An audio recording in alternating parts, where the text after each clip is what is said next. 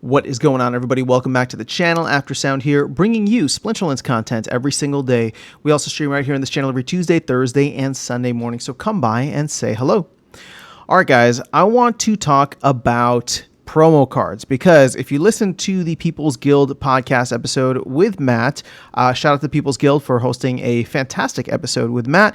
He did mention that there is a proposal coming down the pipeline for the team to be contracted by the DAO to create more promo cards.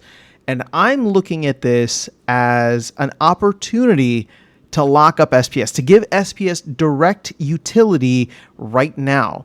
Now, obviously, there's an overhang of DEC. We need to burn through that, and ideally we will. But I do think that we can burn through the DEC with Rebellion packs at a later point this year. If we're going to have some of these promo card sales, which, I mean, we knew was coming anyway, but obviously Matt is going to put in a proposal to have the DAO contract the team for it. I think that there's an opportunity to give that direct value to SPS.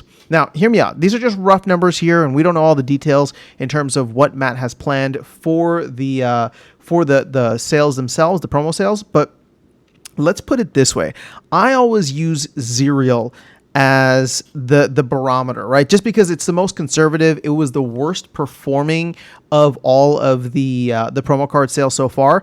And if we just use that as a barometer, again, that's whatever it is, I'm just letting you know where the bias is, right? So about 5,000 BCX.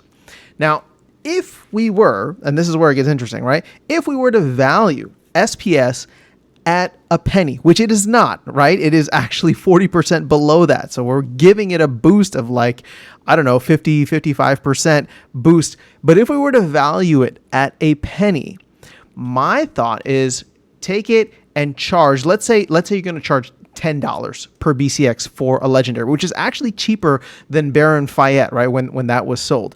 But again, I'm just trying to go super conservative here. So $10 per BCX, which means 1,000 SPS when SPS is valued at a penny, right? That would mean that you'd have, what is it? 1,000 times 11. Well, actually, let's do it this way. 1,000 SPS per BCX times 5,000 BCX gets you 5 million SPS. And that all gets locked away in the DAO. Now, you multiply this by multiple cards, right? I don't know how many promo card sales. I forgot if he mentioned it on there, but my guess is that we were going to see at least like one a quarter. So if that ends up being the case, and they're similar to the way that the Baron Fayette and the secondary card were, meaning that there's 2 cards in each of these promo sales, I mean, that's 6 cards, right? That's 30 million SPS. Now, you're going to look at that and say, well, 30 million SPS isn't like that significant of an amount. And sure, in the grand scheme of things, it's 1% of the total SPS supply. So I think it actually is quite significant. But more so and more specifically, let me go here to where we're at. You can see that there's only 530 million liquid SPS. Now, a big portion of that, I think, I forgot what it is, but a big portion of that is sitting in the DAO, right, as liquid SPS, so that still counts.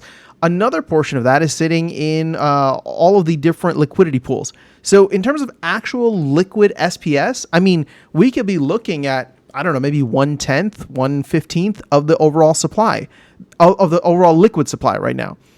And if you don't think that that's not going to have any kind of impact, both short term, right, by creating this direct utility for SPS, and long term by wiping it completely off the marketplace, putting it into the DAO for future distribution, future rewards, whatever the case is, that to me is the value of this. By taking the action now, especially while SPS is low, we can charge a significant amount. Right? So 5 million per card, 5 million SPS that gets locked up per card, 2 cards per event, 3 more events, right, over the next couple of quarters.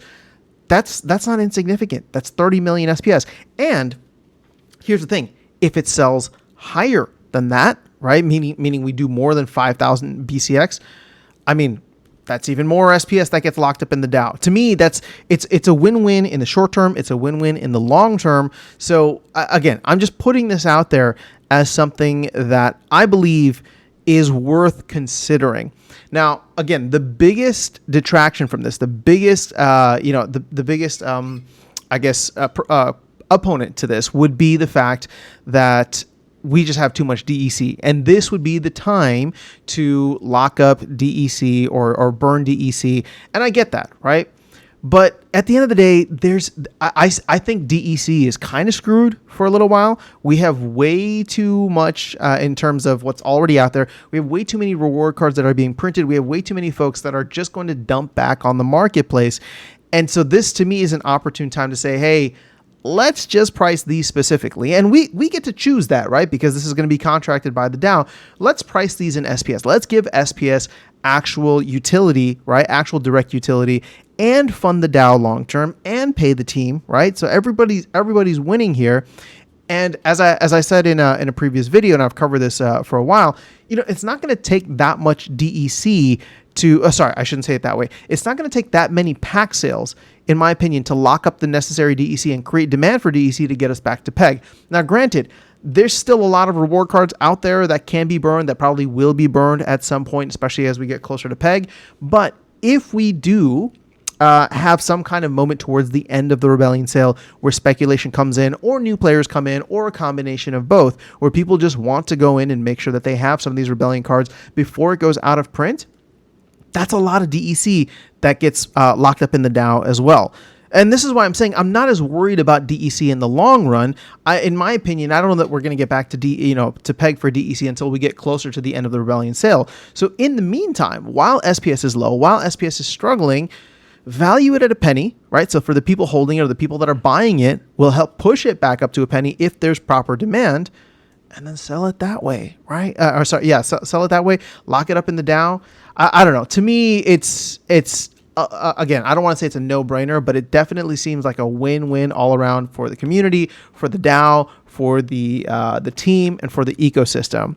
So again, we'll have to wait and see what this looks like when Matt puts his proposals out. But this is just my suggestion, my humble suggestion in terms of trying to create direct demand for SPS at a time when I think we really need it. And so by doing that, we get to lock up way more SPS. We get to fund the DAO for the future. And I think that this is something that we should be actually doing regularly, right? This is something where the DAO should be paying the team to contract something that is paid back to the DAO in SPS so that we can further fund rewards in the future. But again, this is just the first step. This is something that we're doing now. I think we can do it regularly over time, but maybe it'll be more ad hoc than something that's scheduled. And so I don't know. That's just my thought on this. Let me know your thoughts in the comments below. That is all I have for you guys in this video. I'll catch you all in the next one and see you around the game. Take care.